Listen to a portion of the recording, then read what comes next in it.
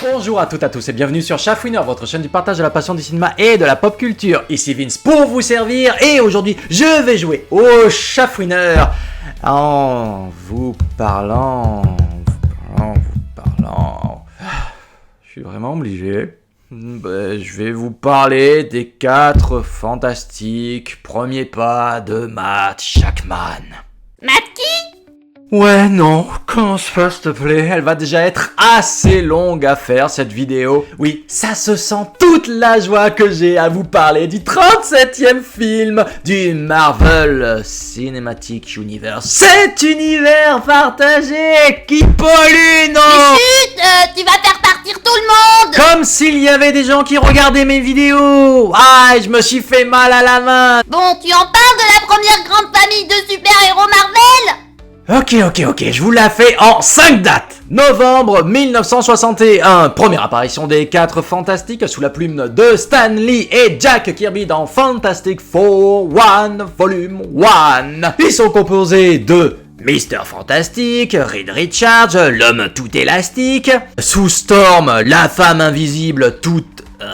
Johnny Storm, la torche humaine, l'homme tout feu tout flamme, et ensuite il y a, la chose. Non, pas celle-là. Quoique, avec une main, on peut en faire des choses. 1994, première adaptation des 4 Fantastiques par Ole Sasson. Bon, ce n'est jamais sorti en salle, c'est toute une histoire obscure de droit d'adaptation qui a fait que ce long métrage n'a jamais vu la lumière du jour des projecteurs des salles obscures. Ça intéresse personne, tes blagues profondes. Envoie Jessica Alba en petite tenue.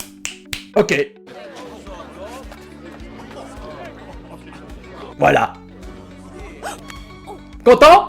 Juillet 2005 et été 2007, les 4 Fantastiques et le surfeur d'argent de Team Story. Au moins, pour le coup, l'équipe avait un tant soit peu de flow. Et non, toujours pas le chat. Août 2015, reboot, remise à zéro de la franchise Les 4 Fantastiques avec Les 4 Fantastiques de Josh Trank. Toute une histoire de conservation de droits d'adaptation pour la Fox qui a fait que cette fois-ci, c'est Miles Tyler en Mr. Fantastic, Kate Mara en Femme Invisible, Jamie Bale en La Chose et Michael B. Jordan et la torche humaine. Pourquoi il est black? L'inclusion, merde! On en parle là de la surfeuse d'argent. Eh oui, je sais, elle existe dans les comics. Et arrive juillet 2025 avec la version Marvel Studios de la première grande famille de super-héros.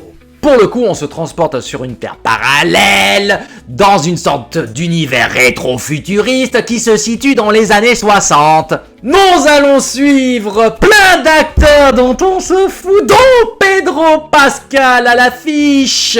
Donc ça passe crème. Tout le monde va se toucher la nouille pour aller voir le daddy d'internet. T'as un truc contre Pedro? Moi je l'aime bien.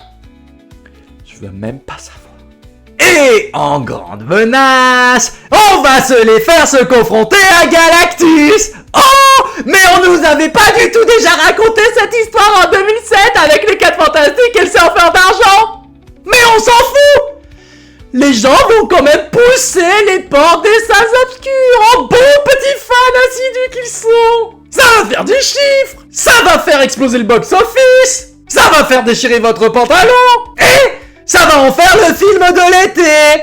De quoi remettre encore une pièce dans la machine. Mais ça, il s'en moque. On va juste faire genre, oh, à la place du surfeur, on va mettre une surfeuse. Oh, y a Robert Downey Jr. qui a été casté en Docteur Fataliste. On va faire genre, oh, peut-être qu'il y sera, peut-être qu'il y sera pas. Non, il y sera pas. Mais allez, poussez la porte de vos cinémas. C'est vrai qu'il manque un écureuil avec un regard de braise. C'est qu'au moins ça aurait été plus vendeur que ce qu'on nous propose là. Car c'est d'un plat. C'est moche. C'est kiki. C'est inintéressant. Vraiment, vous espériez quoi aussi de cette vidéo? Que je vous décortique toutes les bandes annonces? Que je vous décortique les références aux comics dont le fan lambda se fout? Les références au Marvel Cinematic Universe peut-être? Bon, il y en a pas tant que ça. Peut-être vous présenter l'histoire secrète du film. Eh ben non! Si vous le saviez pas, en plus, Reed et Sue vont avoir un enfant! Merde, ça c'est déjà dit dans les bandes annonces. Moi aussi j'ai eu un enfant, mais c'était avec l'actrice. Oui, non, non, non, non, non. J'en peux plus. Refaites-nous des films de super Oh. J'en ai marre, vraiment. J'en perds mes mots, je bute sur mes mots. Ah, les super-héros. Où qui sont les super-héros? Les bons films de super-héros. On n'en peut plus.